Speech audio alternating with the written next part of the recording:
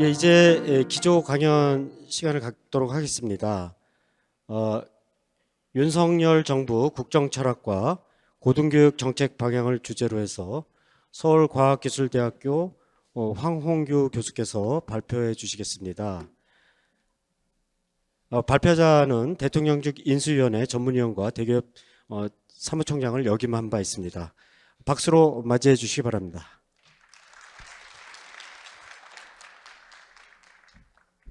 예, 4시 10분까지 발표하시고요. 그리고 나머지 10분은 질의응답하는 시간을 갖도록 하겠습니다. 예, 부탁드리겠습니다. 예, 방금 소개받은 화홍주입니다. 지난해에도 뵀었는데 올해도 이렇게 뵙게 돼서 대단히 기쁘게 생각을 합니다. 또 이렇게 기회를 주신 우리 대기업 네, 진심으로 감사의 말씀을 드립니다. 우리 대학 총장님들의 여러 같은 응원에 힘입어 새 정부 인수위원회 과학기술교육분과 전문위원으로 참여할 기회를 갖게 되었습니다. 그래서 그 기회를 갖게 된 것 때문에 또 오늘 이 자리를 갖게 된 것 같습니다. 그렇지만 제가 오늘 현재는 새 정부에서 어떤 공식적인 역할을 수행하고 있지 않기 때문에 오늘 제가 드리는 말씀은 크게 두 가지로 정리될 수 있을 것 같습니다. 어떤 새 정부의 국정 철학과 국정 과제를 이미 발표된 그대로 간략하게 소개해드리고, 이제 제가 또 대기업 사무총장을 역임했던 경험과 또 제가 교육부에서 그동안 일했던 여러 가지 경험, 또 현장의 여러 목소리들, 의견 들었던 이런 것들을 정리를 해서 이제 새 정부가 이것은 꼭 해주었으면 좋겠다 하는 이것을 일종의 대변하여서 이렇게 건의드리는 쪽으로 구성이 되었다는 말씀을 드리겠습니다.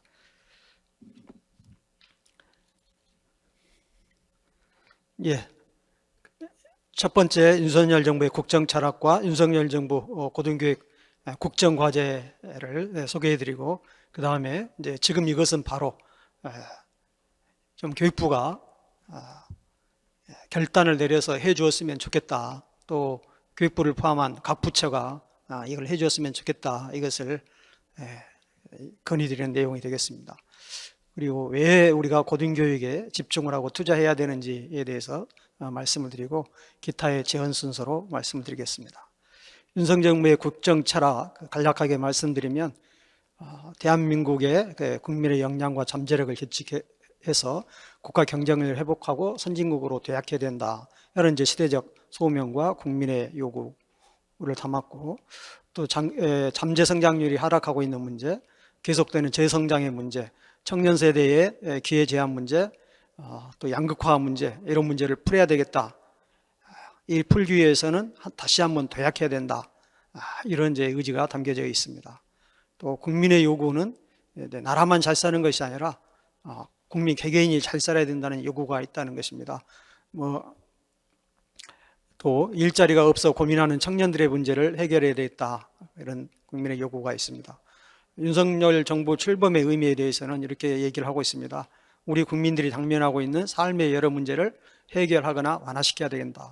또 다행스럽게도 이제 이념을 떠나서 과거 보수 정부가 추구한 더 큰 대한민국과 또 진보 정부가 추구한 더 따뜻한 대한민국을 동시에 추구한다. 이렇게 지향점을 잡고 있습니다. 국정 비전으로 다시 도약하는 대한민국, 함께 잘 사는 국민의 나라, 일 잘하는 정부, 역동적 혁신성장, 생산적 맞춤복지, 지역자에서 선도자로 글로벌 중추국가입니다. 국정 운영 원칙은 국익과 실용, 공정과 상식입니다. 여기에서 실용에 대해서 강조해서 말씀드리고 싶습니다. 실용에 대해서는 국민의 이익을 위해 실질적으로 가장 유용한 정책을 추진하겠다. 실용주의는 어떤 정책이 더 국민을 이롭게 하는가를 기준으로 정책을 실행하겠다는 태도다. 이것은 모든 공직자가 실천해야 될 행동 규범이자 판단 기준이다. 이렇게 얘기를 하고 있습니다. 국정 목표로 상식이 회복된 반듯한 나라, 민간이 끌고 정부가 미는 역동적 경제, 따뜻한 동행, 모두가 행복한 나라, 자율과 창의로 만드는 담대한 미래, 자유, 평화, 번영에 기하는 글로벌 중추국가, 어디서나 살기 좋은 지방시대입니다. 핵심 메시지는 이제 보시면 될 것 같습니다. 윤석열 정부 고등교육 국정과제입니다. 창의적 교육으로 미래 인재를 키워내겠습니다. 이게 약속 15번째 슬로건입니다. 100만 디지털 인재 양성, 모두를 인재로 양성하는 학습혁명, 더 큰 대학 차별로 역동적 혁신 허브 구축, 국가 교육 책임제 강화로 교육 격차 해소, 이제는 지방대학 시대입니다. 선거 공약에서는 윤석열 대통령께서 이런 약속을 하셨습니다. 대학에 대한 자유는 늘리고 대학에 대한 지원은 늘리고 규제는 풀겠습니다. 각종 규제로 인해 엄청난 재원을 낭비한 대학 역량 강화 사업을 혁신하겠습니다. 여기 대학 역량 강화 사업은 대학 혁신 지원 사업을 말하는 것 같습니다. 또 단기간에 이수할 수 있는 특정 기술학위 제도를 민간 주도형 기업 중심으로 활성화하여 맞춤형 인재 양성이 가능하도록 하겠습니다. 이게 선거에서 약속하신 내용입니다. 이제 국정과제의 내용들은 자료를 대신 하는 것으로 하겠습니다.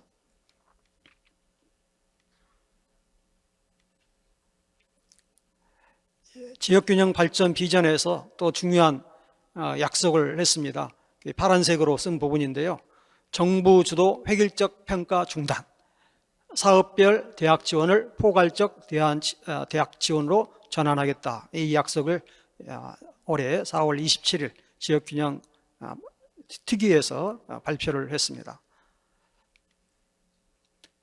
이제 지금 이것은 바로 교육부와 새 정부 각 부처들이 추진해 줬으면 좋겠다 하는 내용을 이제 말씀드리고자 합니다.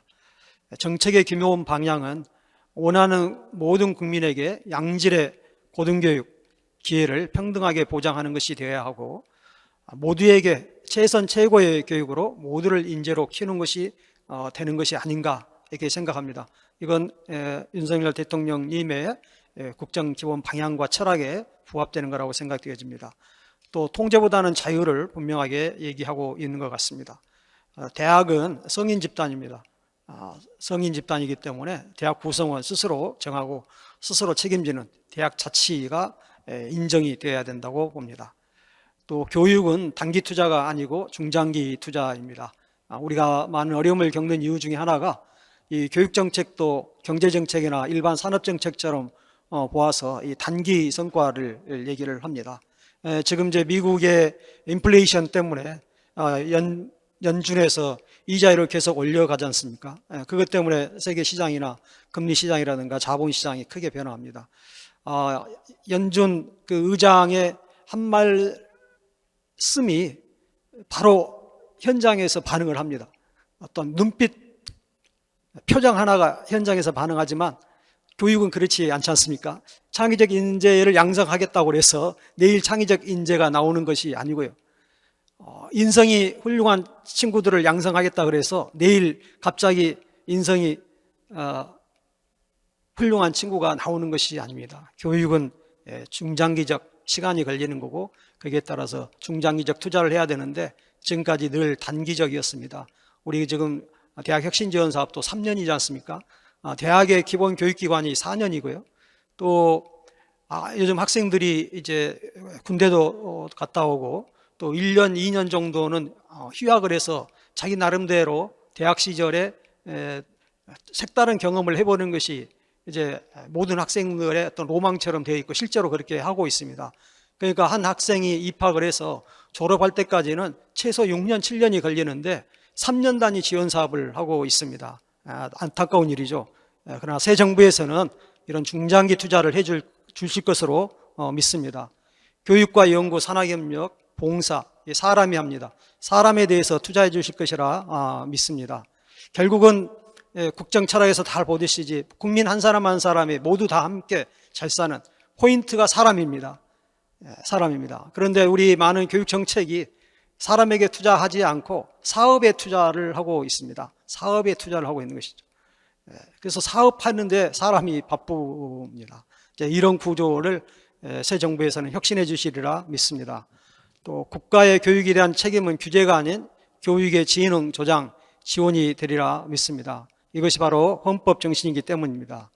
또한 사람의 독자성을 인정하듯 고등교육과 고등교육기관의 다양성, 개별적 특성과 사학의 근학 이념을 존중해 주시리라 믿습니다. 지금까지 대학 혁신 지원 사업, 구조개혁 사업은 대학을 이제 구조조정을 해서 문 닫을 대학을 문 닫게 하겠다 이런 것이었고요. 지난 정부에서 어떤 비중 그래도 어떤 분을 이렇게 만나 뵀습니다. 그랬더니 이제 그분이 대학이 한 40개, 50개는 문을 닫아야 되는 거 아닙니까? 이런 얘기를 하는 것을 들었습니다. 그리고 제가 이제 그렇지 않습니다. 그 대학들도 나름대로 역할을 하고 있습니다. 라고 설명을 드렸지만 제 설명이 그렇게 설득력이 없었습니다. 그렇지만 우리가 사람이 뭐 조금 더 딱딱하니까 제 말씀을 좀 드리면 저는 열등감이 굉장히 많은 사람이었습니다. 대학교 1학년 때 미팅을 나가면 제 키가 164cm인데요. 키가 작다고 이게 저를 좋아하는 여성을 만나보기가 어려웠습니다. 이 버스를 탔었습니다. 실제로 버스를 타고 종로를 지나가는데 종로 안에 그때 낮이어가지고 그 버스 안에 사람이 많지 않았는데 젊은 여성 네 분이 있었는데 네 분의 대화가 이것이었습니다. 남자에 대한 평가입니다. 첫 번째, 키도 크다. 두 번째, 키만 크다. 세 번째, 키만 작다. 네 번째, 키도 작다. 그게 이제 여자들이 좋아하는 우선순위였습니다. 그 여성분들의 대화에서 좋아하는 우선순위였습니다. 저를 슬프게 한 것은 두 번째와 세 번째였습니다. 키도 크면 좋죠. 그런데 두 번째가 저는 그래도 키만 작다 였으면 좋았겠는데 키만 크다 이게 그래도 두 번째이고요. 키만 작은 것은 세 번째였습니다. 키가 우선순위였습니다. 키가. 그러니까 제가 이제 열등감이 생겼죠. 제가 하나님을 믿는 사람인데 무릎을 꿇고 기도했습니다. 하나님 6cm만 크게 해주세요. 170cm는 되게 해주세요. 그런데 지금 생각해 봅니다. 그래 네가 키가 크면 너가 뭐 할 건데. 저는 2kg도 충분한데 제가 욕심을 부렸던 것이죠. 사람에게는 키 큰 사람이 있고 작은 사람이 있고 몸집이 큰 사람이 있고 작은 사람이 있습니다. 최근에 중학교 때 우리 이제 여자 동창을 만났는데 그 여자 동창은 어떤 스타일을 좋아하느냐? 몸집이 좀 작으면서 옆으로 좀 탄탄한 친구를 좋아한답니다. 그래서 역시 사람마다 보는 건 관점이 다르구나. 또 어떤 사람은 또 저 같은 스타일을 좋아한답니다. 이렇게 사람은 다양합니다. 그 다양한 것을 우리 대학 사회가 반영을 하고 있습니다. 그래서 우리 대학에는 큰 대학이 있고 작은 대학이 있고 수도권 대학이 있고 비수도권 대학이 있고 종교계 아주 소규모 대학들도 있고요. 종합대학도 있고 단과대학도 있고 이렇게 다양합니다. 그런데 이것을 안타깝게도 이것을 우리가 폄하하고 있고 무시하고 있습니다. 지금 제 눈에서는 눈물이 납니다. 사람의 독자성을 인정하듯이 고등교육과 고등교육 간의 다양성, 개별적 특성과 사학의 근황 이정을 존중해 주리라 새 정부는 믿습니다. 사립대학에 몇 가지 문제들이 있다고 그래서 사학들이 많이 힘들었습니다. 저는 공무원 출신으로서 감히 이런 말씀을 드려봅니다. 공공 부분의 비효율성과 사학의 문제점을 생각해 봤을 때 과연 그것에 따질 수 있겠느냐. 저는 중학교를 사립중학교를 나왔고 대학을 사립대학을 나왔습니다. 저는 사학에서 배운 게 너무나 많습니다. 사학에 큰 은혜를 졌습니다. 우리가 또 초등학교와 이제 고등학교는 공립을 나왔습니다. 역시 국가에 대해서도 감사함을 가지고 있습니다. 책임감을 가지고 있습니다. 우리가 서로 존중해야 되지 않나 이렇게 생각이 됩니다. 차별이 없어야 된다고 생각합니다. 윤석열 정부에서는 그렇게 해주시리라 믿습니다. 대학의 희망사항을 이미 대기업에서 대기업 개소 40주년, 개원 40주년을 맞아서 설문조사를 했고 이걸 6월 17일 날 발표를 했습니다. 제가 이제 드리고자 하는 이 말씀은 대학의 희망사항들이 거의 그대로 반영된 것입니다. 첫 번째 개선 요청 및 건의사항 큰 줄기입니다. 정부 주도 획일적 평가를 중단하고 사업별 지원을 포괄적 지원으로 전환하겠다고 이미 약속이 되어 있기 때문에 첫 번째로 이미 시행 중인 3주기 대학혁신지원사업 관련 규제를 폐지하거나 완화하는데 이것은 소급 적용해야 된다고 생각합니다. 연차평가를 폐지해야 된다고 사업기간 종료 시에 성과평가 중심으로 바꿔야 된다고 생각합니다. 또 용도 제한을 폐지하고 등록금 동결에 따른 손실보전의 일반 지원으로 전환해야 된다고 생각합니다. 진단 탈락대학이 있습니다. 이번에 구제를 몇 개 대학이 했지만 저는 진단에 탈락대한, 진단에 참여한 대학들은 일정 요건을 갖추어서 그 자격이 되었기 때문에 진단에 참여했습니다. 그 진단에 탈락된 대학에 대해서도 구제를 해야 된다고 생각합니다. 교육부가 이미 진단에서 발표를 했을 때 법적 근거가 없다는 것을 이미 그 문서에 밝혀져 있습니다. 법적 근거가 없기 때문에 관련 법적 근거를 마련하겠다고 했습니다. 2번이나 약속을 했는데 이 법적 근거 없이 진단에서 탈락된 대학들이 아직도 있습니다. 이 대학들은 지금 결과적으로 지역에 있는 작은 대학들입니다. 거기에 있는 학생들도 우리 학생들이고 거기에 있는 우리 교직원들도 우리의 부모, 형제, 자매들입니다. 두 번째로 정부 재정지원서 관련 규제 완화입니다. 각종 사업들이 있습니다. 그 사업들에 대해서 사업의 목적과 목표는 구체적으로 제시하되 사업 추진 방식과 내용, 사업비 사용 대행에 있어서는 대학의 자율성을 보장하는 방향으로 소급 적용해야 된다고 생각합니다. 만일에 그렇지 않으면 지금 많은 신규 사업들이 올해 선정이 됐습니다. 그러면 이제 윤석열 정부가 올해 출범이 됐는데 윤석열 정부의 5분의 3이 기존 사업들의 규제적 관리에 우리 교육부의 에너지를 그대로 쏟게 되게 됩니다. 5년 긴 것 같지만 또 짧지 않습니까?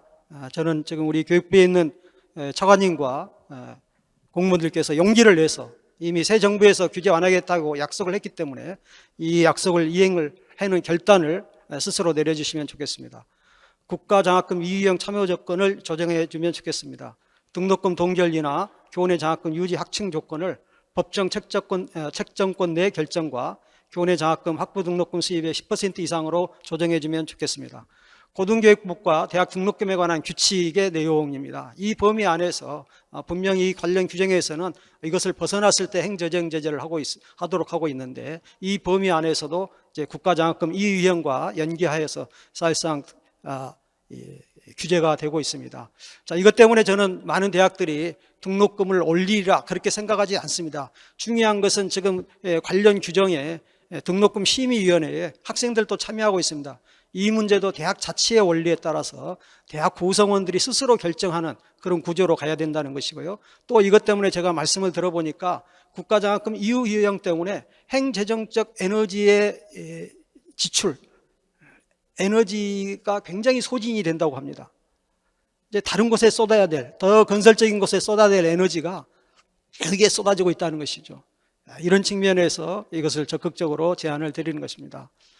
또 네 번째로 형식적 합법성에 치우친 감사 운영을 개선해야 된다고 생각합니다. 대학을 행정기관으로 보는 관점에서 탈피해야 된다고 생각합니다.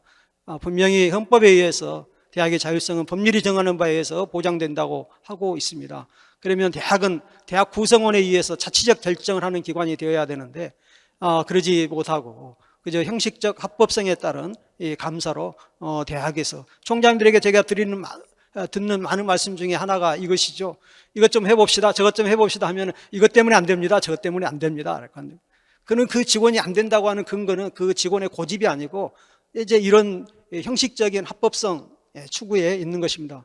그러나 헌법에 의해서 제정하고 있는 감사원 규칙이 있습니다. 감사원 규칙, 공공감사 기준 제15조에 보면은 감사인은 수감기관 등의 제도, 사업, 활동 및 거래 등의 적정성을 검토 평가하는 증거로서 다음 각호의 사항을 선택적으로 적용할 수 있다 했습니다. 선택적 조계입니다. 1호 합법성, 2호 경제성, 능률성 및 효과성, 3호 형평성, 4호 기타 합리적 증거입니다. 합법성이 절대적 기준이 아니라는 것입니다. 감사원 규칙에서 이미 이것을 선언하고 있는데 이 형식적 합법성을 가지고 대학이 교육기관에서 제 기능을 하는데 많은 장애 요인이 되고 있습니다. 국립대학 회계규칙이 좀 완화되면 좋겠습니다. 아까 말씀드린 것처럼 일은 사람이 하는데 우리 국립대학 교수님들은 이제 법정급여, 법정수당, 이 법정수당은 사실상 거의 없고요.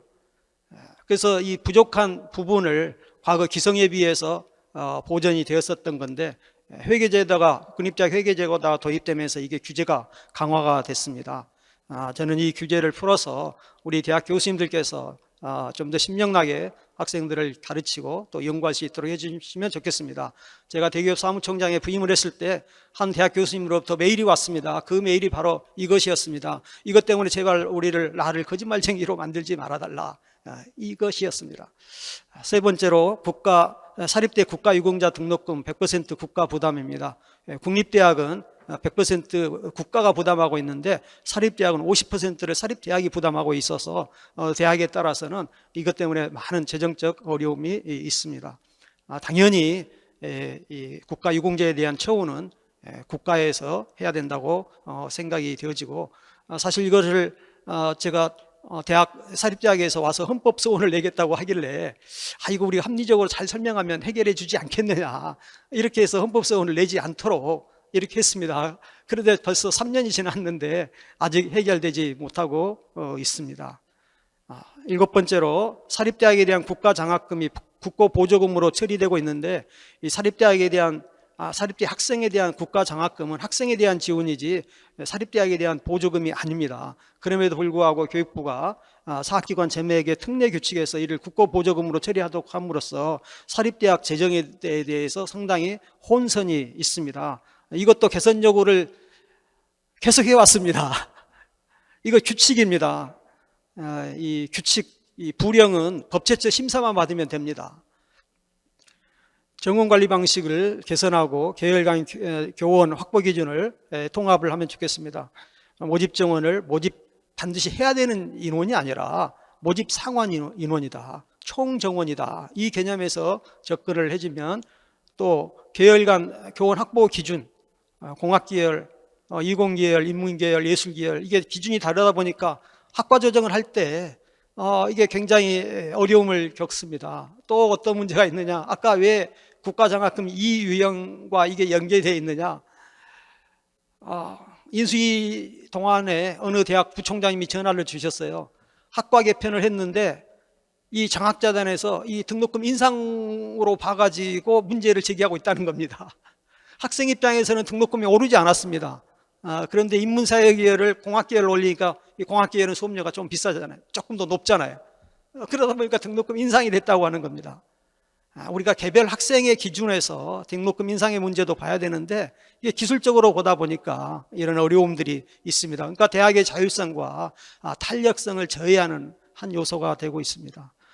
또 대기업에서도 운영하고 있고 또 KD에서도 운영하고 있는데요, 통계나 정보 공시 목적의 학과 분류 체계, 이게 어디까지나 통계나 정보 공시 목적인데 이것 때문에도 작지 않은 민원들이 발생하고 있습니다. 이것을 대강화하면 좋겠습니다.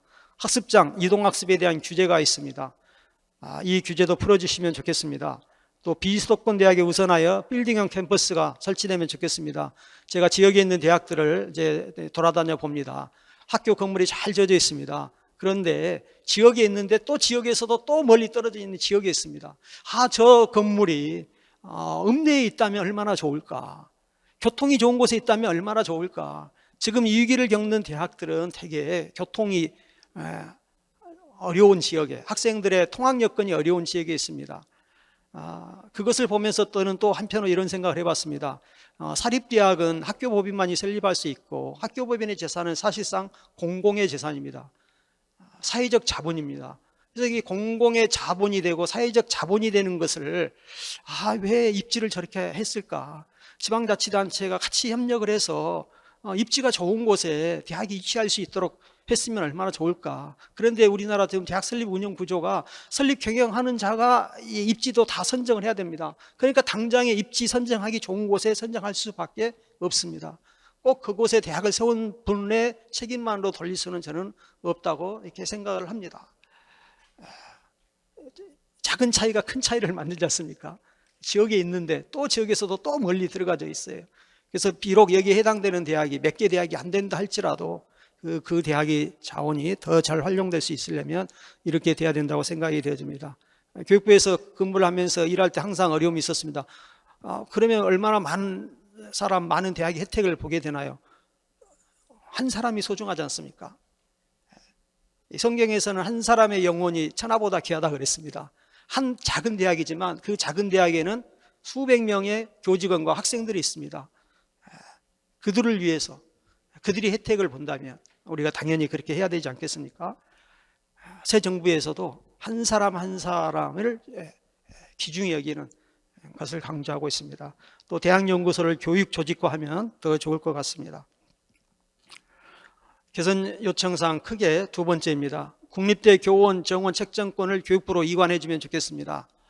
이 국립대학 교수님들 대통령이 이제 일반 공무원으로 관주가 되어서 행안부의 국가정무원 통제 속에 들어가 있습니다. 제가 여기 영남대학교에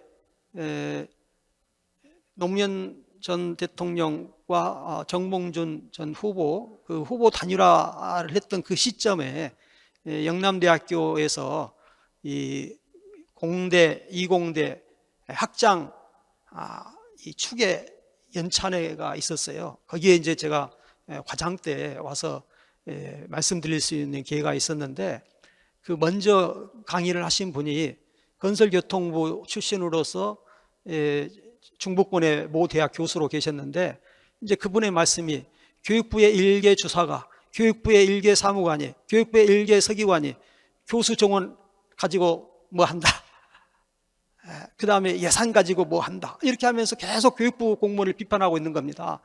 근데 그 내용을 들어보니까 그 규제가 교육부의 규제가 아닙니다. 우리 국립대학 총장님들 아시죠? 교육부에서는 대학의 교수 충원 요구가 있으면 그것을 정리를 해서 행정안전부로 올립니다. 그런데 행정안전부에서 그걸 반영을 안 해주죠. 또 예산이 필요하다 그래서 조직을 확대할 필요가 있다 그래가지고, 그런데 그 조직권이 교육부에 있지 않습니다. 행안부에 있습니다. 예산이 들어가기 때문에 기재부에 있습니다. 그래서 그거를 이제 제가 그 다음 이제 연단에 올라가서 말씀을 드렸어요. 그랬더니 교수님들께서 다행스럽게도 위로와 격려의 박수를 해 주셨습니다. 많은 규제들이 교육부의 규제처럼 비춰지지만 교육부는 규제의 집행자이고 규제의 생산자는 각 부처들이 있습니다. 그러니까 교육부가 순수하게 규제를 생산하는 것들이 있습니다. 아까 대학혁신지원사업비, 연차평가, 이건 교육부가 분명히 규제의 생산자입니다. 그래서 저는 감히 말씀드립니다. 교육부가 규제의 생산자인 것들은 과감하게 교육부가 해결해 주십시오. 또 각 부처가 규제의 생산자인 것들은 정말 적극적으로 국무총리실을 활용을 해서 각 부처가 그 규제를 풀 수 있도록 해주면 좋겠습니다. 국립대 교원 정원 책정권, 저는 일반 공무원처럼 대학 교수를 봐서는 안 된다. 행정안전부에서 교육부로 이관할 필요가 있다고 생각합니다. 또 재정운영 방식입니다. 이거는 기재부의 규제입니다. 단년도 회계주의죠. 총장님들께서 어떤 변화를 가져오기 위해서 이제 이렇게 해봅시다 라고 얘기를 하는데, 이제 보직 교수는 또 보직자들은 이렇게 얘기합니다. 총장님, 그 돈 올해까지 써야 됩니다. 올해까지 써야 됩니다. 올해까지 쓰지 않으면 그 돈 반납해야 됩니다. 아니, 우리가 그거 준비를 하려면 이것도 더 준비를 해야 되잖아요. 그러면 시간이 좀 걸리잖아요. 그 내년 1월, 2월 달에 쓰면 되잖아요. 안 됩니다. 이거 누구 규제입니까? 기재부의 단년도 회계주의의 규제입니다. 이 규제를 풀어야 된다고 생각합니다. 그 규제를 푸는 방법이 이제 저는 기금화가 한 방법이다, 이렇게 생각을 합니다. 제가 대기업 사무총장에 취임을 해가지고 대학 혁신 지원 사업을 막 추진하기 위해서 그거를 이제 띄우는 일종의 이제 시범 사업을 한 11개 대학인가 이렇게 선정을 하는데, 그 11개 대학에 대해서 한 20억 원씩을 주면서 5개월 안에 다 쓰라는 거예요. 5개월 안에. 아니, 시범 사업으로 이제 막 주는데 8월, 9월 달에 주고서 다음 년 또 2월까지 다 쓰라는 거죠. 아니, 그래서 그런 얘기를 했죠. 아니, 사업을 어떻게 잘할 건가? 설계하는 설계비는 오래 쓰더라도 그 나머지 돈들은 남겨뒀다가 그 다음에 쓰면 안 되느냐. 그랬더니 우리 정책 결정에 참여하고 있는 교수님들도 좀 반성을 해야 됩니다. 이 교수님들이 거기에 참여하셨거든요. 이제 정부에 이 협력하는 교수님들, 정부에서 어떤 위원회 위원으로 참여하시는 교수님들이 딱 완장을 차시더니 이제 관료보다 더 관료가 되겠어요. 국민들이 낸 세금을 아무렇게나 쓸 수 없어요. 지금 제가 근데 총장님들, 제가 드리는 말씀이 아무렇게나 쓰자는 건가요? 더 잘 쓰기 위해서는 더 고민하고 더 준비하고 더 연구해야 되지 않습니까? 그런데 안타깝게로 단년도 회계주의에서는 그럴 시간이 없습니다. 일단 사업을 따놓고 봐야 되는 거예요. 일단 그럴싸하게 계획서 세워야, 계획서 만들고 돈이 오고 나서 이제 사실상 준비하는 것입니다. 될지 안 될지 모르기 때문에 그동안에 또 준비한다고 지쳐있기 때문에 좀 쉬어야 돼요. 이 규제는 어디서 나오는 규제입니까? 기재부의 규제입니다. 정부의 부처마다 특수성이 있습니다. 사업마다 그 특수성이 있습니다. 물론 기재부가 여러 가지 예외적인 특례적인 제도를 운영하고 있지 않은 것은 아닙니다. 계속 사업도 하고 있고 여러 가지 방식도 하고 있습니다만은 교육은 그 특수성이 그렇게 반영되어 있지 않은 것 같습니다. 국립대학 회계제도가 도입됐습니다. 지방교육재정에서 교육비 특별회계 제도가 도입됐습니다. 근데 이 부분은 저는 우리 교육부도 저도 같이 거기에 몸담았기 때문에 인제 깨닫습니다. 교육부도 책임이 있습니다. 국립대학 회계제도와 지방교육재정 회계제도를 별도로 교육부가 가지고 있기 때문에 거기에서 특례를 규정하면 됩니다. 그래서 이 기재부하고 협력을 해서 사실 대학 회계제도를 도입할 때 제가 2008년 대학 연구기관 지원 정책관 할 때 대학 회계제도 도입을 위해서 이제 법안을 만들고 국회에 제출하기도 했는데 사실 그때 기재부의 반대가 아주 강력했습니다. 어떻게 회계제도를 국가 안에 또 다른 회계제도를 둘 수 있느냐. 그런데 결국 이명박 정부 시절에 그때 이제 이주호 장관께서 교육문화 수석을 하셨는데 그분이 그걸 관철을 시키셨어요. 그래서 대학 회계제도가 도입됐는데 이제 대학 회계제도가 일반 회계제도를 그대로 본다고 있는 것입니다. 저도 그 부분에서는 책임이 있습니다. 그래서 이제 그 회계제도 특별 회계제도를 가지고 있기 때문에 그 제도를 이용해서 국가 국민에 낸 세금이 보다 더 효율적으로 보다 더 바르게 쓰여질 수 있도록 회계상의 특례를 도입할 필요가 있다고 생각합니다. 세 번째로 산학협력단을 비법인 체제로 이제는 전환할 때가 됐다고 생각합니다. 이것도 저에게 원죄가 있습니다. 제가 과장할 때 이제 만들어진 주무과장으로서 만드는 데 참여를 했던 사람인데요. 이 국립대학에 지금 법인격이 없지 않습니까?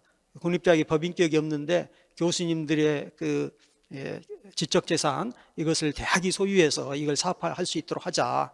그러니까 국립대학에 법인격이 있기 때문에 산학협력단을 이제 만들고 거기에 법인격을 부여해서 풀고자 했지 이걸 별도의 조직으로 만들고자 하는 것은 아니었습니다. 그런데 법인이라는 이유로 각종 세금, 부담금이 부과가 되고 있습니다. 이제 국립대학 회계제도가 도입됐기 때문에 저는 가장 바람직스럽기는 현 체제 하에서 각 부처가 이거는 이 세법을 적용할 때는 원래 원안에 이 규정이 있었어요. 산학협력단에 대해서 세법을 적용할 때는 산학협력단은 대학으로 본다. 그런데 그때 기재부 세제시에서 반대를 했습니다. 그래서 일단은 이 법을 만들어 놓고 나서 나중에 개정을 하자. 이 기재부 세제시를 설득하는 게 너무 힘들었거든요. 그런데 여태까지 이 문제가 해결되지 않고 있습니다. 그 다음에 대학에 대한 국가 R&D 및 사업비의 원가 개념을 도입을 해서 여기에 직접 인건비가 반영이 돼야 됩니다. 과학기술 그 혁신법에 보면 이 대학 국가의 R&D를 받은 사람은 그 R&D 연구에 전념할 의무가 있는데요. 이제 대학 교수님들께서 수업을 9시간 하시는 대학 교수님께서 R&D에 전념하려면 어떻게 돼야 되겠습니까? 사실상 수업을 하지 않거나 수업을 최소한으로만 해야 될 것입니다. 그런데 수업하면서 그거 하기 어렵죠. 그러면 수업을 못하게 되면 어떻습니까? 대체 강사, 대체 인력을 채용할 수 있어야 되는데 연구비에 이것이 포함되어야 하고 이것이 이제 대학에서 대체 인력을 쓰는 쪽으로 되어야 되는데 여기에 대한 이해가 부족해서 마치 이 굉장히 오해가 있어요. 대학의 기본 기능, 교수님들의 기본 기능이 교육과 연구이기 때문에 당연히 해야 되는 거 아니냐 이렇게 생각하는 것입니다. 그런데 국가 R&D는 부가적 업무입니다. 국가가 어떤 성과를 거두기 위해서 특별 과제로서 하는 것이거든요. 그러면 국가공무원법에 보면 특별 과제를 수행하는 자에 대한 거기에 대한 보상을 하도록 되어 있습니다. 대학의 교직 교사 활용에 대해서 이번에 교육부가 규제를 많이 풀었습니다. 그런데 안타깝게도 행정안전부에서는 지방세를 부과합니다. 왜냐하면 대학의 기능이 그게 아닌데 목적의 사용이라는 것입니다. 이것도 어디 규제입니까? 교육부가 규제를 풀어도 다른 규제가 있습니다. 행안부의 규제입니다. 행안부에서는 계속 지방세 부과하는 쪽으로 가고 있습니다. 대학에 대해서는 돈이 없다고, 대학은 돈이 없다고 얘기하는데 계속 세금을 부과하고 있습니다. 또 대학 기반의 양질의 일자리를 창출하고 연구 역량 등을 강화하기 위해서는 이제 대학에 우리 고등교육법상 대학의 이 정규 직종이 제한되어 있는데 저는 테크니션, 연구원, 창업지도원 등 대학의 정규 직종을 다양화하고 이 사업비에서 여기에 대한 인건비를 지원할 때에 여기에서 많은 긍정적 성과들이 창출되고 일자리도 창출되리라 생각합니다. 또 법률에 근거한 대학에 대한 장기 재정 투자가 보증될 필요가 있습니다. 우리가 지방대 육성 사업들을 많이 하지만 매 많은 학생들이 이제 지방대 선택을 기피 하겠습니까? 지금은 지원이 되지만 또 지원되리라는 계속 지원되는 보장이 없습니다. 그래서 안전한 선택을 할 수밖에 없죠. 그러나 이제 과기부 소관의 출연연 대학들은 정부가 법적으로 보증을 해서 안정적으로 재정 지원을 하고 있습니다. 저는 우리 윤석열 새 정부에서는 법률에 근거해서 그 방식은 제가 어떻게 말씀드릴 수는 없습니다. 그러나 분명한 것은 이제 법률에 근거해서 장기적으로 안정적 고등교육 투자가 이루어지기를 강력하게 희망을 합니다. 대학에 대한 제언입니다. 우리 스스로도 잘해야 될 것 같습니다. 자율결정, 자율책임체제를 마련해야 될 것 같습니다. 이미 자율성이 대학에 부여되어 있는데 그거 누리지 못합니다. 그냥 기존의 관행에 매어가지고 스스로 자율성을 발휘할 수 있는 용기와 결단력이 필요하다. 또 대학 자체의 규제가 많이 있습니다. 대학 자체의 규정. 대학 자체의 규제를 점검하고 시정하는 시스템을 운영해야 된다고 보고요. 학생과 국가 사회의 요구에 부응하는 것을 우선순위에 두고 또 학생의 성장과 발전을 최우선 목표에 두어야 된다고 생각합니다. 너무나 당연한 말씀인 것 같지만 우리가 너무 기존의 관행에 익숙하다 보니까 그러지 못하고 여전히 학교 안에서는 또 교수 학생 간에 학생들이 여전히 의례 위치에 있는 측면이 있다고 봐야 되겠죠. 저는 우리가 대학이 당면하고 있는 지금의 문제를 해결하는 유일한 방법은 저는 학생이 갑이 되어야 된다고 생각합니다. 학생이 갑이 되어야 된다고 생각합니다. 학생이 갑이 됐을 때 아까 여러 가지 규제 문제도 저는 풀릴 수 있다고 생각이 되어집니다. 그래서 학생 참여, 학생 주도 수업과 교육과정 운영하고 정규 교육과정의 혁신이 일어나야 된다고 생각됩니다. 제가 혁신지원 사업에 대해서 계속 문제 제기하는 이유 중에 하나가 혁신지원 사업에서는 엑스트라 사업을 많이 합니다. 그래서 정규 교육과정을 담당하는 교수님들의 변화를 혁신지원 사업으로 유도할 수가 없습니다. 그러면 대학 혁신은 뭡니까? 대학 구성원, 대학 정규 교직원의 혁신, 학생들의 혁신이 일어나야 되는데 왜 정규 교육과정의 혁신을 하지 않습니까? 지금 혁신지원 사업이 방식 때문에 정규 교육과정의 혁신이 일어나지 않는 것입니다. 물론 일부 대학들은 거기에 투입하고 있습니다. 그런데 투입한 대학도 제가 보니까 여름학기에서 하고 있더라고요. 여름학기에서요. 여름학기도 학생 입장에서 보면 엑스트라 프로그램입니다. 또 구성원 간의 협업체제를 구축하고 대학별로 대학 자율결정에 의해서 특성화 영역을 선정하고 집중 지원할 필요가 있다고 생각됩니다. 반도체 등 인력 수요 탄력적 공급 체제 마련에 대해서 이것은 이제 제언이 되겠습니다. 재학생 대상 산업 수요 선택 전공을 개설할 필요가 있고 전문 직업 훈련 기관의 체계화 다각화가 필요합니다. 지금 우리는 이제 학생 수는 줄어들고 있지 않습니까? 그런데 기존 학생들이 이제 졸업해서 취업의 문제를 겪고 있지 않습니까? 그러면 지금 이제 첨단 산업 분야는 취업이 상대적으로 잘 될 수 있다고 하는 분야입니다. 그렇다고 한다면 그거는 이제 정원을 늘릴 필요가 있는 부분에서는 정원을 늘린다 하지만 기존의 학생들에게 선택의 기회를 주어서 기존의 학생들이 그 필요한 해당되는 교과와 전공 공부를 해서 취업할 수 있는 길을 열어주는 것도 아주 좋은 방법이 된다고 생각됩니다. 그리고 재학생 대상의 학석사 통합과정 개설입니다. 학석사 통합과정 제도가 개설이 되어졌는데 사실 이게 대학원 학사 통합과정이면 대학원 정원 부분을 어떻게 할 것이냐 이것 때문에 아마 이 학사 통합과정이 활성화가 되어 있지 않은 것 같습니다. 저는 이게 교육부에서 통합과정의 경우에 석사과정 학생은 별도 정원으로 보고 거기에서 아까 4대 요건 적용에 대한 특례를 적용하면 학석사 통합과정 그래서 이 산업 수요에 맞춤형 인재 양성할 때 대학교 3, 4학년 과정 이 학생들이 석사 통합과정으로 들어오는 거죠. 그러면 이 석사 고급 인력을 양성할 수 있고, 이 친구들이 이제 박사 과정까지 가면은 아주 산업에서 필요한 최고급 인력을 양성할 수 있게 된다고 생각이 되어집니다. 그리고 이제 계약학과의 경우에도 신입생 학부 단계에서부터 계약학과 제도도 있지만, 제도적으로 보면 과정 단위 계약 과정도 가능합니다. 그렇기 때문에 지금은 이것은 거의 운영이 되고 있지 않은 것 같습니다. 과정 단위. 그래서 이 반도체 인력 수요 부분이 이거 4년 내내 꼭 어떤 특정 과목을 배워야 되는 것은 아니고요.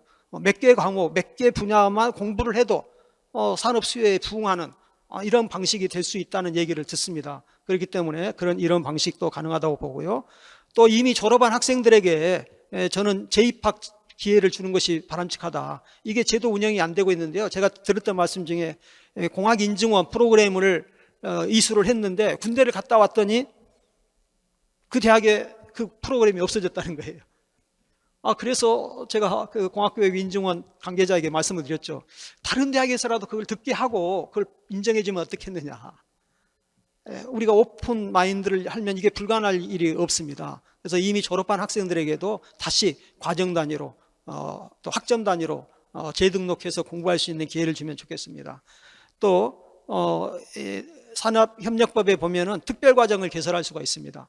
이 특별과정을 개설할 수 있는데 이 특별과정이 운영이 안 되고 있어요. 근데 여기에 학점 인정을 해주는 법적 근거를 보완해서 특별과정을 개설하는 것도 좋은 방법이 된다고 생각되고요. 지역대학과 지역별 전문직업훈련기관을 육성을 해서 지역별 미스매치를 해소할 필요가 있다고 봅니다. 또 학교와 기업 내 교육훈련, 전문직업훈련기관과 협력적 역할분담 체계를 구축할 필요가 있다고 생각되고요. 마지막으로 제일 중요한 게 그거지 않습니까? 첨단 산업 분야는 막대한 자금이 소요됩니다. 그렇기 때문에 정부가 여기를 지원하겠다고 하지 않는 이상은 정말 극히 일부 대학을 제외하고는 스스로 이 학과를 하실 수 있으시나요? 혹시 어떠십니까? 지금 대학의 재정 여건상 몇몇 대학을 제외하고는 필요성은 알지만 대학이 가지고 있는 자금으로 이것을 개설하기가 어려울 겁니다. 그렇기 때문에 이 부분에 대해서는 정부가 선제적 공적 지원이 필요하다고 생각이 됩니다. 인력 수급에 영향을 미치는 요소들이 여러 가지가 있습니다. 무임승차의 욕구도 있고요. 정주 여건의 문제도 있습니다. 기업 소재지가 어디냐에 따라서 인력 수급 미스매치의 문제, 이건 굉장히 복합적 요소들이 많이 있습니다. 급여 수준의 문제, 작업 근무 환경의 문제, 또 그 회사에 들어갔을 때 발전 가능성, 이 기업 기밀도 굉장히 중요합니다. 오늘 제 조카한테 전화를 했습니다. 큰 반도체 회사에 근무합니다. 직장에 들어가가지고 3개월 직장 교육을 받았답니다. 그런데 그 3개월 직장 교육은 기업 기밀입니다. 절대 외부에서는 그 교육을 할 수가 없습니다. 이 부분도 있기 때문에 역시 기업이 할 역할이 있고 또 대학이 할 역할이 있습니다. 기업별 직원교육 체제의 다기성, 산업업종의 변동성, 영역과 분야의 다기성, 수요의 양과 질의 다기성, 또 사람의 특성, 이런 것들 때문에 인력 수급에 불일치는 생기게 되어 있는데, 이 부분은 굉장히 그렇기 때문에 다양한 방식으로 또 다각도로 이렇게 접근을 해야 된다, 이렇게 말씀드릴 수 있을 것 같습니다. 미국 기업의 문제인데요. 보시면 좋겠습니다. 미국 기업에서도요, 이 레스터 서로 교수가 쓴 책에 보면은 미국 기업들도 아까 무임승차 하려고 한답니다. 자기 돈 들여서 인력 양성 안 하고 무임승차 하려고 하는 욕구가 강하다고 합니다. 짧게 이제 정리를 해야 될 것 같습니까? 왜 고등교육인가? 초저출산 고령화이지 않습니까? 초저출산 고령화. 자라는 세대 극히 적습니다. 지금은 아직은 이제 이 생산 가능 인구가 72%가 넘어가지고 아직은 인력 부족을 상대적으로 덜 느낍니다. 그러나 2060년, 2070년이 되면 어떻게 되겠습니까? 이렇게 인력 구조가 이렇게 변하고 있습니다. 정말 출생자 수가 적다는 거 아시죠? 1969년, 70년, 71년생의 공통점이 뭔지 아십니까? 100만 명이 넘게 태어난 세대입니다. 69년생, 70년생, 71년생.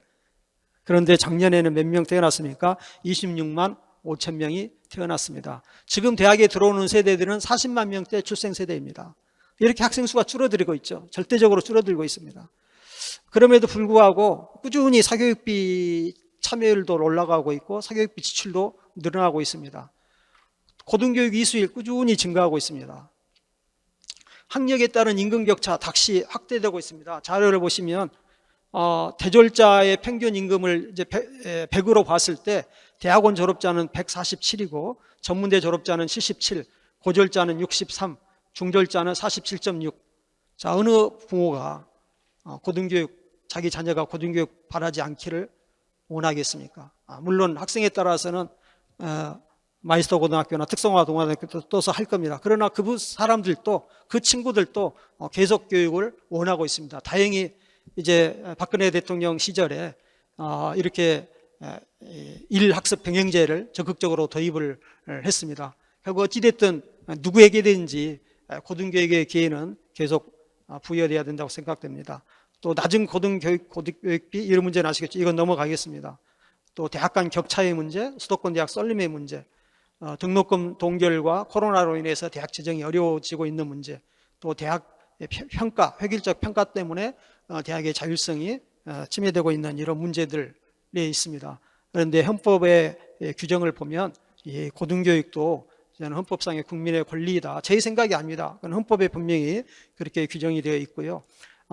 캘리포니아 아마 이분이 버클리 캠퍼스 교수님일 겁니다. 마틴 스로 사회학자가 1960년, 1970년에 이렇게 발표를 한 자료인데요. 해당 연령층 학생 비율이 50% 이상이면, 고등교육 받는 학생이 50% 이상이면 소위 보편형 고등교육 체제다. 보편형 고등교육 체제에서는 고등교육 기회가 만인의 의무이고, 또 학생 선발의 원리라는 것은 만인을 위한 교육 보장이다. 이렇게 개방적이다. 또 비구조적이다. 또 극도의 다양성이다. 이미 우리 고등교육 구조가 이렇게 마틴 스루 교수가 얘기한 고등교육 보편화 시대에 접근했습니다. 그러니까 고등교육 보편화 시대에서는 고등교육 자체가 너무나 다양한 거예요. 이걸 어떤 자료를 보니까, 제가 참고한 자료는 1970년 자료인데요. 어떤 분은 자료를 보니까 이 마틴 스루 교수가 주장한 게 1960년이었다고 합니다. 그런데 교육부가 획일적 진단을 하고 있으니 너무나 안타까운 일이죠. 이게 김도수 교수님이 번역한 책입니다. 고등교육의 혁신이라는 책이고요. 교육과학서에서 발행했는데 제가 1995년 이 책을 구입을 해서 읽었었습니다. 또 선진국의 위기입니다. 이 한국외국어대학교 송일 명예교수가 이게 1990년대 후반에 인터뷰를 했답니다. 그런데 이 기사화는 2017년에 됐어요. 우리 이데일리에서 이데일리 와 계시나요? 이데일리에서 기사화가 됐는데 한번 읽어보겠습니다. 서로 교수는 선진국은 경제 발전으로만 판단할 수 없다. 선진국은 경제 지표 외에 정치, 사회, 문화적 성숙이 동반돼야 된다. 한국은 경제 성장 이외에는 여러 면에서 야구로 말하면 마이너리그급이다 라고 회의적으로 얘기했답니다. 이 제목이 선진국 위기를 겪는 대한민국 해법은 무엇인가 합니다. 그런데 이제 독일 통일을 이끄는데 하셨던 분이죠. 슈미트 전 총리, 향후 20, 30년 내에 한국은 글로벌 탑5 리딩 국가가 될 것이다. 그 이유는 국민 교육열 때문이다. 국민 70%가 대졸자인 세계 최고의 지성국가가 지구 차원의 리더가 되는 것은 너무나 당연하다. 한강의 기적도 숫자가 아닌 경제성장을 견인한 성숙된 국민의 힘이다 라고 이렇게 얘기를 했답니다. 저는 이 두 가지가 다 적용이 되는 것 같습니다. 지금 대한민국이 실제로 이렇게 왔지 않습니까? 어제 그제 나로를 성공적으로 발사를 했지 않습니까? 자, 우리 이렇게 왔습니다. 여기에 대해서 뭐 했다고 했습니까? 이 열린 고등교육에 그 공을 돌리고 있습니다. 서로 교수도 이 공을 무시하는 게 아닙니다. 다른 부분에서 더 받쳐줘야 된다는 것이죠. 이 지식의 지배입니다. 이걸 서로 교수가 쓰고 한기찬 님께서 번역한 책인데요. 제가 이것도 한 2004년, 2005년에 구입해서 읽었던 것 같습니다. 여기에 저는 많은 해법이 있다고 생각합니다. 이 책의 핵심 요지는 이거입니다. 초고도 지식사회에서 모두가 행복한 지속성장과 발전을 위해서는 누구에게나 열린 높은 수준의 고등교육 기회가 보장돼야 된다는 것입니다. 미국이 왜 영국을 누르고 1등 국가가 됐느냐? 개방적, 공적 대중교육 체제에 있었다. 영국은 여전히 엘리트 위주의 교육이지 않습니까? 영국이 그 변화를 좀 가져왔습니다. 소위 폴리텍 있죠. 폴리텍이 전문대학 체제였는데 4년제로 개편을 했죠. 독일 여전히 엘리트의 교육 체제입니다. 그래서 어느 정도는 성장을 합니다. 그러나 그 이상에는 어떤 한계가 있다는 얘기를 하고 있고요. 이 자료는 보시면 되겠습니다. 또 한국 교육에 대한 진단, 이건 참고하시면 좋을 것 같습니다. 일본의 교육 문제입니다. 자, 일본이 1980년대, 90년대에는 일본이 미국의 땅의 상당 부분을 사버린다. 미국이 일본에게 먹힌다. 이런 기사들이 있었습니다. 그런데 지금은 어떻게 되겠습니까? 일본이 위험하다. 일본이 선진국 반열에서 떨어져 나가는 거 아닌가. 이렇게 되고 있는데 여기에는 이런 평가가 있습니다. 일본의 교육이 입시 교육이고 서열적 고등교육이고 학벌에 의한 차별을 당연시하고 있다는 것입니다. 국민들이 그냥 이걸 다 받아들여 버리고 있다는 겁니다. 여기에서 일본의 한계를 미국의 미래학자들은 지적을 하고 있습니다. 여기 최근의 기사입니다. 2021년 5월 11일에 뉴스투데이에서 올라온 그 기사입니다. 여기 소위 대학 학생들이 어느 대학 나왔느냐에 의해서 일본에서는 차별하고 있다는 것이고요. 조선일보에서 이렇게 입력한 자료에는 일본 역시 학력사회이며 인류 기업과 관료 사회가 명문대학 졸업자를 요구한다는 것입니다. 이걸 너무 당연시하고 있다는 것입니다. 기타의 저언입니다. 저는 기업과 대학의 미스매치 부분이 분명히 있습니다. 우리 한국대학교육협의회나 전문대학교육협의회가 산학연계지원센터를 만들어가지고 인력수요나 기술개발이나 재직자 인력개발, 경영자문인들에서 연계 역할을 하면 어떨까? 사실 제가 사무총장 할 때 이거 한번 해봅시다 라고 했는데 이 법률이 개정이 돼야 되고요. 그러려면은 대교협이 현재 안고 있는 업무들을 떼어내야 됩니다. 교육부의 수탁사업들을 좀 떼어낼 필요가 있다고 생각이 되어집니다. 또 교육부의 기능과 관련해서 규제의 적극적 폐지 완화 및 자율체제 전환을 해서 교육부의 몸을 가볍게 해야 된다고 생각합니다. 그리고 고등학교 이하의 업무는 가칭 지방교육협력협의회에 의해서 공동관장하는데 지방교육협력협의회는 지금 교육감협의회가 법적 기구로 있는데 여기에 교육부 장관이 공식적으로 참여하는 법적 기구로 만들어서 이 공동관장하는 방식이 바람직하지 않나 생각되고요. 또 고등교육 관련 관리적 업무는 고등교육지원센터를 만들어서 여기와 또 한국사학진흥재단 또 뭐 장학재단, 교육부의 기존의 이런 기관에 위임이나 위탁하는 방식으로 교육부의 관리적 업무는 이렇게 분담시키고 교육부는 교육인재개발부 또는 교육인적자원부로 개편을 하면 좋지 않을까 생각을 합니다. 실제로 김영삼 대통령 때의 제안을 받아서 김대중 대통령 때 교육부를 교육인적자원부로 개편해가지고 국가인적자원개발 기본계획을 수립한 적이 있습니다. 또 국가인력수급 중장기 전망과 과제라는 과제를 수립한 적이 있고요. 산학연 협력 활성화 종합대책, 청소년 이공계 진출 촉진대책, 또 IT, BT, NT, ST, BT, CT, 요즘 핫한 기술 분야죠. 이것에 대한 인력 양성 종합계획을 수립한 적이 있습니다. 또 마지막으로 이 지식의 집의 이 책의 결론이 중에 또 하나가 결국 기업은 당장에 돈벌이 되는 것에는 투자하지만 중장기적인 투자는 안 한다는 거죠. 미국도 똑같습니다. 그래서 결국 미국의 오늘날의 경쟁력 확보는 어디에 있었느냐? 연방정부가 미래 먹거리를 위한 기초과학, 기초학문에 대해서 투자를 했다고 하는 것입니다. 그 내용입니다. 그래서 우리 정부도 사실 이명박 정부 시절에 또 그 전 정부에서도 그렇고 이명박 정부 시절에 기초과학 IBIS인가 그렇죠. 그거 만들었지 않습니까? 그래서 이 지속적인 투자를 기초과학 쪽에서 할 때 또 이제 그 과기부 산하 출연연뿐만 아니라 우리 대학에 대해서 기초학문, 기초과학 투자를 할 때 여기에서 결국 우리 미래를 이끌어갈 수 있는 먹거리를 창출해 나가는 과학기술이 확보되지 않을까 이렇게 생각됩니다. 예, 이상으로 마치겠습니다. 감사합니다. 네, 궁금하신 내용 있으시면요 손을 들어서 표해 주시면 저희가 마이크를 전달하겠습니다. 예, 가운데 우리 총장님. 예, 소속 대학과 성함을 말씀하시고 질문해 주시면 고맙겠습니다. 예, 반갑습니다. 부산 고신대학교의 총장 이병수라고 합니다. 조금 전에 우리 하원규 교수님 발표 아주 잘 들었고 진심으로 감사드립니다. 예, 첫 번째 질문은 약간 추상적인 질문이 될 수 있는데, 이제 윤석열 대통령의 교육 분야 국정 과제 중에 85번에 이제는 지방대학 시대라고 말씀을 하셨고, 또 아까 그 부분에 대한 다양한 설명들이 있었습니다. 그러나 지방대학에 있는 사람으로서는 이 지방대학 시대를 정말로 이끌어가지고 구현할 것인가에 대한 굉장히 회의적인 그런 의심의 눈초리도 높습니다.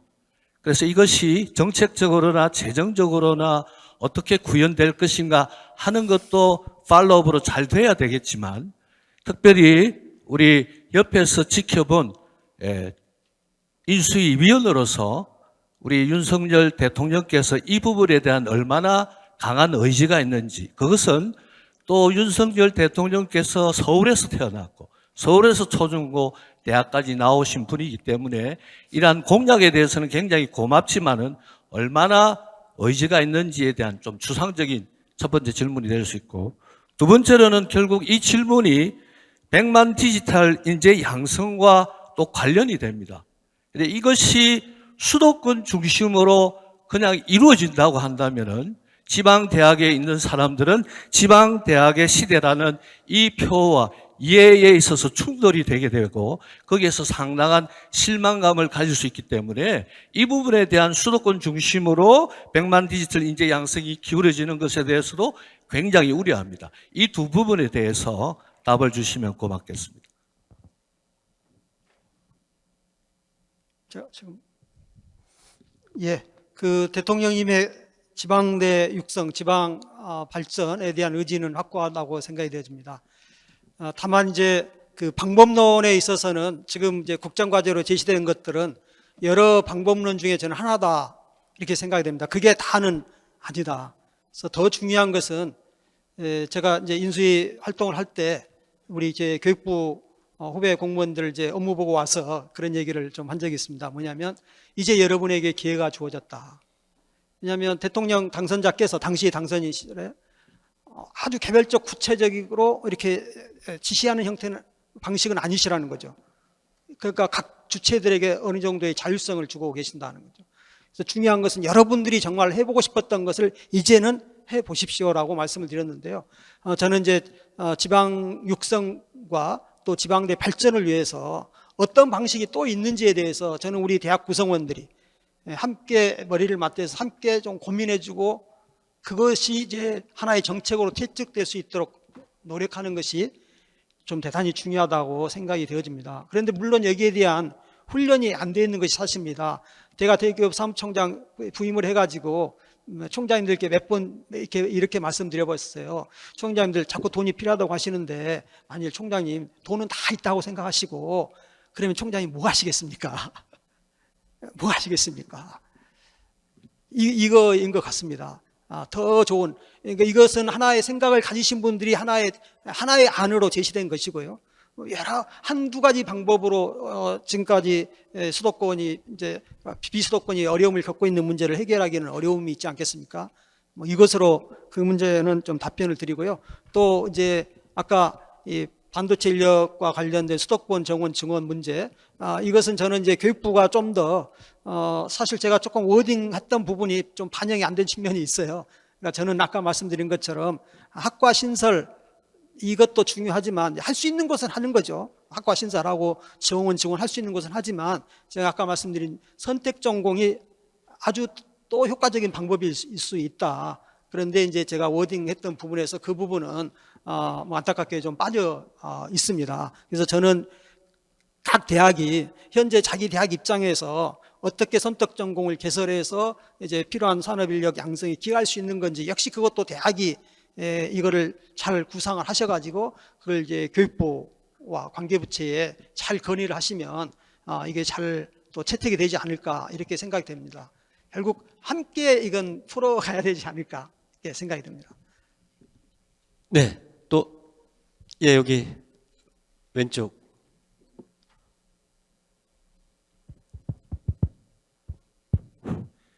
예, 원광대학교 박명수 총장입니다. 비수도권 소재 127개 대학 총장님들의 마음을 모아서 조금 발언의 자료 통계를 좀 준비해 왔습니다. 2020년에 저희 대한민국에 두 개의 데드크로스가 발생했습니다. 하나는 출생자 수보다 사망자 수가 더 많아가지고 우리나라에서 인구 통계를 작성한 이래 처음으로 인구의 자연 감소가 2020년에 발생했습니다. 또 하나는 수도권 인구가 비수도권 인구를 뛰어넘는 인구의 데드크로스가 발생을 했습니다. 지금 제가 조사한 자료에 의하면 수도권은 대한민국 전체 경제력의 3분의 2, 국세 수입의 4분의 3, 기업의 70%, 중소벤처기업 투자액의 77%, 100대 기업 본사의 95%, 국가 전체 예금의 70%, 전국 20대 상위 대학의 80%, 의료기관의 51%, 정부 투자기관의 89%가 집중되어 있습니다. 학령 인구가 감소되면서 지방대학은 이제 우수 학생만 수도권으로 가는 것이 아니라 참 가슴 아프게도 과거에는 수도권을 넘볼 수 없었던 등급의 학생들마저 수도권으로 다 몰려가고 있습니다. 지방과 지방대학은 지금 고사 직전에 있습니다. 그런 점에서 윤석열 대통령께서 이제는 지방대학 시대다, 대단히 큰 아젠다를 제시해 주셨다고 생각합니다. 그러나 과연 제가 조금 전에 말씀드린 이런 구체적 데이터에 근거한 정말 설득력 있는 대안을 마련하려면 전국에 있는 모든 대학 총장님들의 의견들이 좀 격렬하게 수렴되고 토론되고 하는 그런 과정들이 전제가 돼야 되는데, 지난 3, 4년 동안 대교협, 사총협, 또 지역별 거점 국립대학의 총장협의회 등등에서 마련됐던, 그래서 굉장히 의견 접근이 많았던 기존의 안들은 다 사라지고 그런 관적은 생략되고 이상하게 비약된 이야기들이 자꾸 이렇게 제시돼서 지금 비수도권 대학 총장님들은 대단히 당황하고 있습니다. 그래서 이번 기회에 좀 태스크포스 팀 같은 것들이 구성돼서 특히 비수도권 대학들이 당면하고 있는, 여기서 수도권 대학 총장님들께 오해하지 마시라는 말씀을 드리겠습니다. 저는 비수도권 대학을 일방적으로 도와달라는 것이 아니라 과거 20, 30년 전에는 수도권과 비수도권 대학이 일종의 상생하는 그 순환 관계에 있었습니다. 예를 들면 이제 편입생이 그런 사례죠. 수도권 대학에 아주 유력한 대학들의 자리가 비면 수도권 대학들이 들어가고 그 자리를 지방 거점들이 가고 하는 이런 뭐 바람직한 상태는 아니지만 일종의 고등교육 생태계가 과거에는 일정하게 견딜 수 있을 정도의 수준으로 유지되어 왔는데 지금은 그 고등교육 생태계가 무너지고 있잖아요. 말단 세포가 죽으면 결국 심장도 머지않아 죽게 돼 있습니다. 저는 그런 이야기를 이 자리에서 호소드리는 겁니다.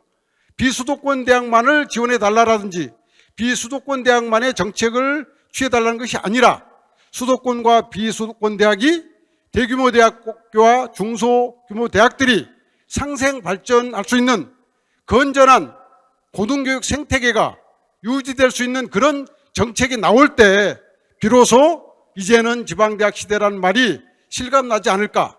그런 점에서 저는 앞으로 좀 더 민주적이고 좀 더 열린 현장과의 대화가 절실히 필요하다는 말씀을 이 자리에서 간곡히 올리는 바입니다. 이상입니다.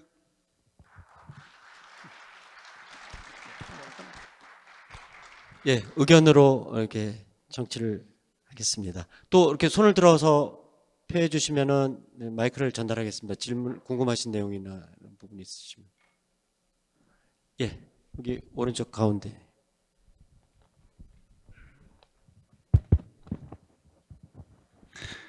네, 황용 교수님 오늘 말씀 잘 들었습니다. 예, 소속 대학과 네, 성함을 저는- 말씀해 주십시오. 예, 저는 안양대학교 박노준 총장입니다. 현재 경인지역 총장협의회 회장을 맡고 있습니다. 오늘 두 분의 총장님들 말씀 잘 들었습니다. 어떻게 보면은 지금 수도권과 비수도권 대학 총장님들 어떤 그 반목되는 그런 내용이 나오고 있는데 맞습니다.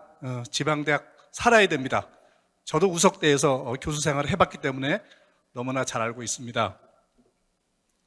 그러나 지금은 33개 경인지역 총장협의회 대표로 한 말씀 올리겠습니다.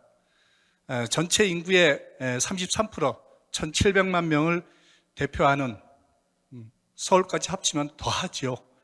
경기와 인천 지역만 합치면 1,600에서 1,700만 명의 인구를 가지고 있는 수도권 대학 중에 따로 경인 지역입니다.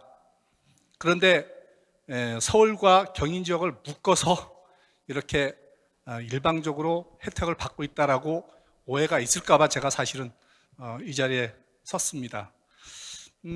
지난 3주기 동안의 재정지원 역량 진단평가죠.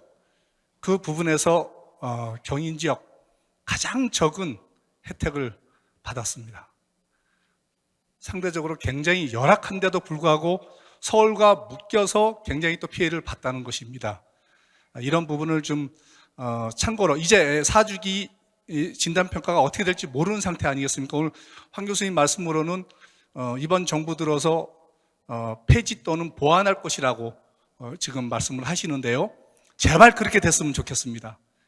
모든 교직원들이 정량과 정성평가 그 지표를 맞추기 위해서 할 일을 제대로 못하고 있습니다.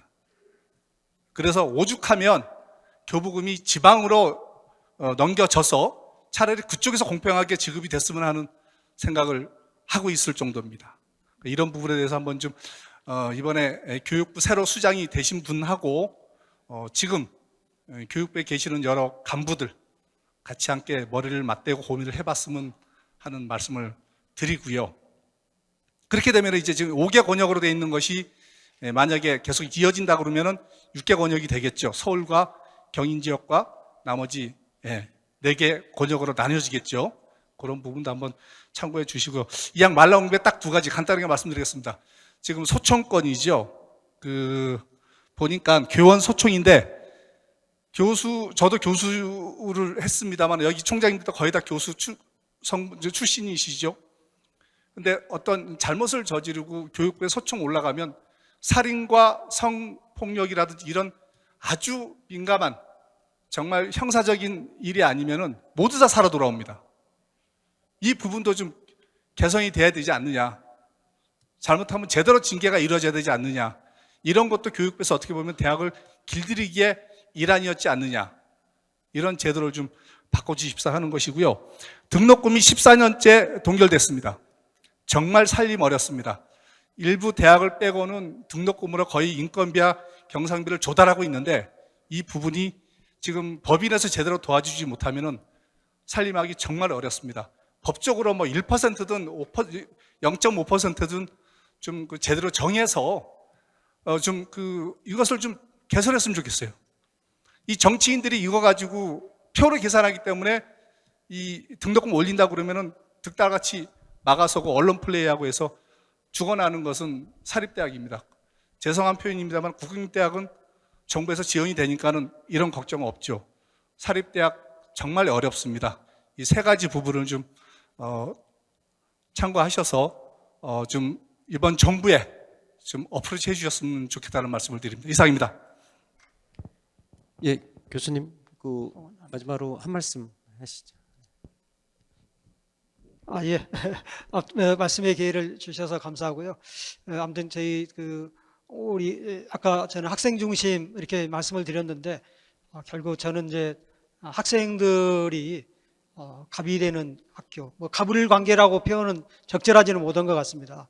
어쨌든 학생들이 좀 중심이 되고 학생들이 우리 대학을 이해를 하고 학생들이 이제 대학 구성으로서 대학을 지지하고 대학의 확실한 후원자가 되는 그런 방향으로 갔을 때 우리가 국민적 지지를 더 이끌어내고 또 고등교육 투자에 대한 그 새 정부의 강력한 추진력을 얻는 데 도움이 되지 않을까 이렇게 생각이 됩니다.